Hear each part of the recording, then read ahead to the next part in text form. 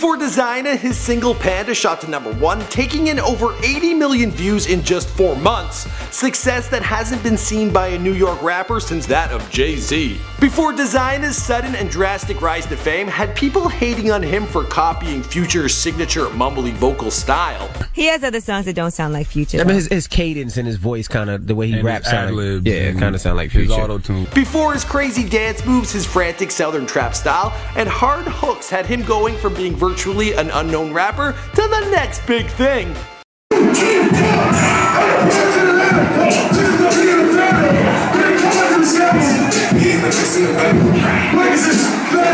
Before Desiigner's debut impressed Kanye West so much that Yeezy had him open for his Life of Pablo concert at Madison Square Garden. Before his incredible rise as a chart topper and protege to Kanye West, Desiigner, or Sydney, was a troublemaker living in Bed-Stuy. Rise to fame of Desiigner, here for you on Before They Were Famous. Now, I've also done young artists like Dizzy Wright and Chief Keef, and of course I've done Kanye West. Be sure to let me know in the comments down below who you want to hear about next.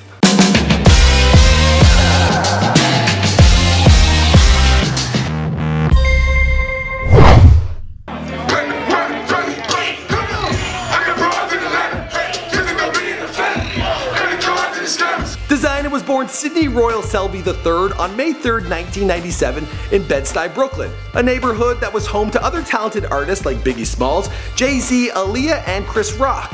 Now, he was a little bit of a troublemaker when he was young, but just your standard boys will be boys type of shenanigans. His family was a big one and came from all over America, which might explain how he got a southern accent growing up in New York. Now, Selby was a good boy who attended school throughout his youth, but he was much more interested in making music than his studies, something that ran in his family. His grandfather, Sidney Selby, was a successful blues musician who played with R&B groups the Isley Brothers as well as the Drifters under the name Guitar Crusher. He also released a few albums that had a big influence on young Sidney and motivated him to continue making his own tracks.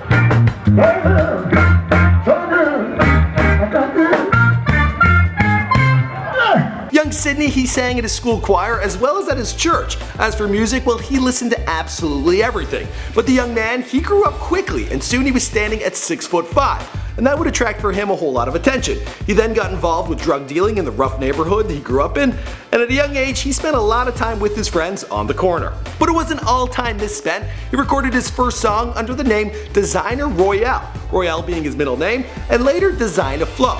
At just 14, he had his first track under his belt called Jackie Chan. Yo, take her on a trip and he won't see her for a week. Chopping bricks like Jackie Chan?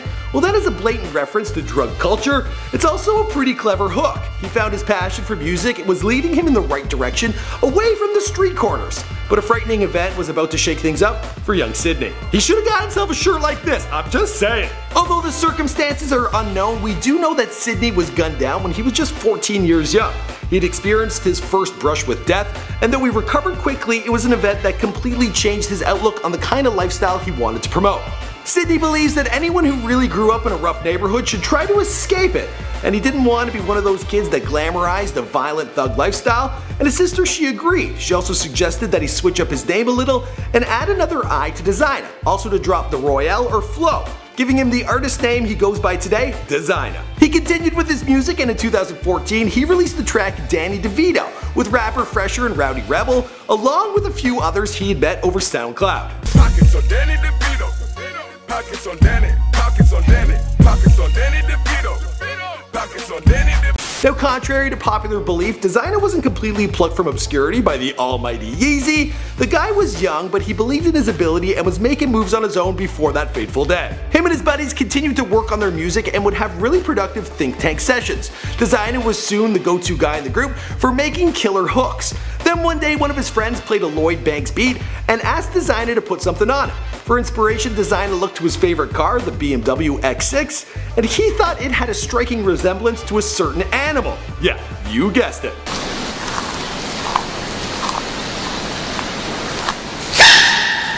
After a few minutes, he came up with the opening lines, and in the days that followed, he kept building the song up. He toyed with the track for almost a year and a half, putting it to rest in between doing some videos and exploring other musical ventures. Initially, Desiigner was going to shop the hook around to other big artists, but his manager, Xana Ray, encouraged him to keep it for his own, which is a really good call, because that song really went and changed his life. Desiigner Dezina was developing quite the buzz around his name and was even approached by Cash Money. He had collaborations with other artists and had gotten radio play in early 2015. His performance style was unique, always dancing wildly with his lanky Jack Skellington-like frame. He describes his dance style as his funk, so pretty much whatever he thinks is creative, he just does.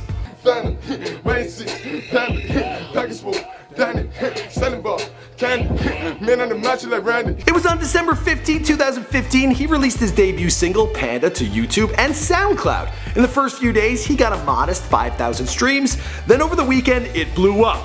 The track jumped to 200,000 streams and soon after was playing on the radio. In a month, it hit over 1 million and currently sits at a whopping 83 million views. Yeah, and I thought my Mia Khalifa video did really well. Not that well. The next 2 months were a whirlwind for Dezina. Kanye West sampled the single in his Life of Pablo album and soon took the young artist under his wing. He signed him to his label Good Music and had him open for him at Madison Square Garden. His southern trap sound draws a lot of comparison to Future's sound as well, something a lot of viewers give him slack for, but the young man is so used to hearing it he doesn't let it get to him, saying, "I smile at that, I blush at that." Because I have no hard feelings for the dude, Future. He does his thing. Now, I've done a Before They Were Famous on Future way back in the day, like 6 months ago. Be sure to check that out, and look how fast this channel has grown, or changed. Yeah. Now, Dezina has all eyes on him, and he plans to pump out a lot more material. For now, fans can stay tuned for the upcoming mixtape he's teased called Dezina History Month. And the rest of the story, well, you know the story because this is Before They're Famous. That or, well, we'll have to wait and see, because the guy's still pretty young. He's gonna tell you what's right and wrong. Sexual harassment, Panda. That's all I got for you in this one. My name's Michael McCrudden. As you guys know, I do a whole lot of bios on this channel. I've done a whole bunch of rappers. I'm actually having a hard time finding new ones, except for the Wu-Tang Clan. That one is on its way. Be sure to let me know who you guys want to hear about next. Also be sure to check out our other series. There's Before They Were Dead and After They Were Famous, and all these other projects I'm cooking up for you guys. See you guys in another video. And hopefully not on the streets of New York, because it's scary. There's a lot going on there, and people get shot. So, anyway, I'll see you in the video. Okay, bye. I got broads in Atlanta, twisting Goldwyn and the Panda, credit cards and the scanners, hitting all flicks in the Panda, black 6, Panda, white X6, it's like a Panda.